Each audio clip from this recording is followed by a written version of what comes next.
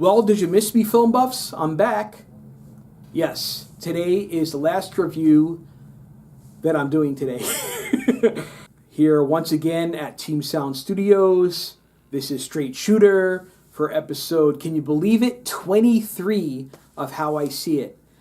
So today, my spoiler review will be of Dark Phoenix, otherwise known as X-Men Dark Phoenix.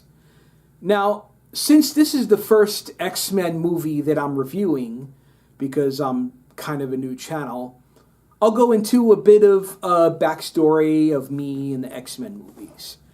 Loved the first two.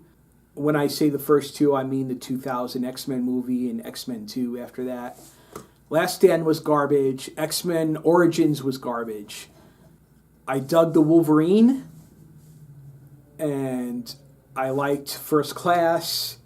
I liked Days of Future Past. I prefer the road cut over the theatrical. And I know a lot of people got down on Apocalypse, but I actually enjoyed Apocalypse.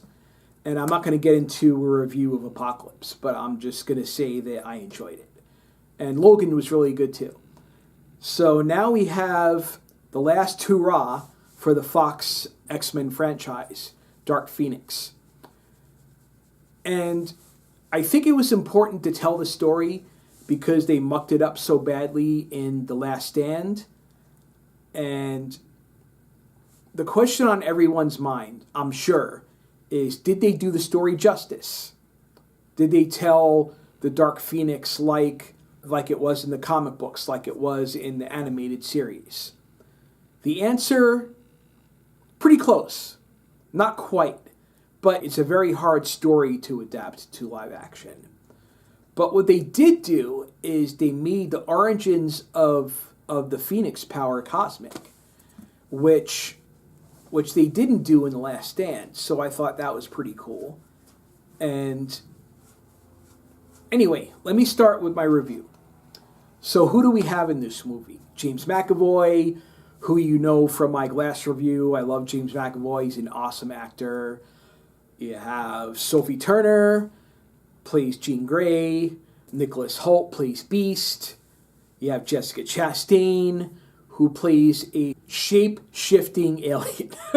They showed her original character in the beginning, and then she was killed, and then the shape-shifting alien took her likeness over and all that stuff. And she did a pretty good job, I thought. You had Jennifer Lawrence, and Mystique was actually killed pretty early in the movie, which I thought was surprising. But I think it was good motivation for the characters to say, okay, Jean Grey is really a threat now. This is some serious shit. We have to band together and stop this force that's inside of her. And you had Michael Fassbender playing Magneto again. And I'm sorry, whoever plays Storm, Nightcrawler, and Cyclops, I don't know. I'm not really familiar with them. They did an okay job, but Nightcrawler was okay. He didn't hold a candle to Alan Cumming. Storm was decent compared to Halle Berry, because Halle Berry was kind of deadpan playing Storm. And the guy that plays Cyclops, he's passable. He's okay. So the movie starts out, they go into space because there's some kind of cosmic energy that's screwing up a mission in space. It takes place in the early 90s. And then the X-Men go up in the X-Jet because apparently it can go into space. And they get the astronauts off the spaceship, and the only one that's left is Jean Grey. And she actually absorbs the cosmic power into her. And it's because of her mutation, because of her powers, that she's able to do that. Because anybody else it would just destroy. And we find out more of the backstory of her too. We find out that when she was young, she caused an accident that killed her mom. And she thought her dad, but she found out her dad was actually still alive. He just didn't want anything to do with her.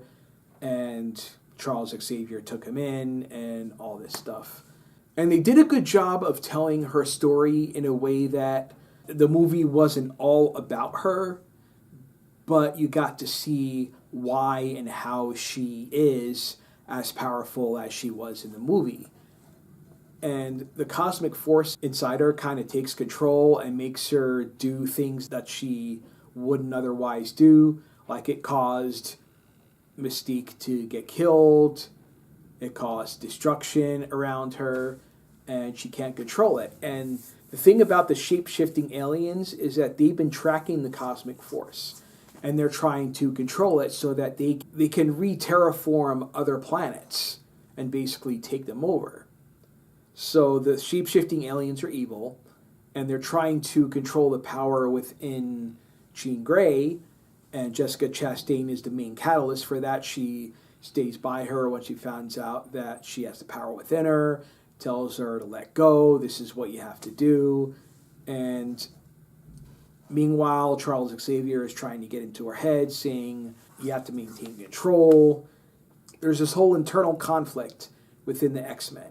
Magneto and Beast actually team up because they want to kill Jean Grey because she killed Mystique. Meanwhile, Charles and the other X-Men are trying to stop them because they feel, well, Jean's still inside there.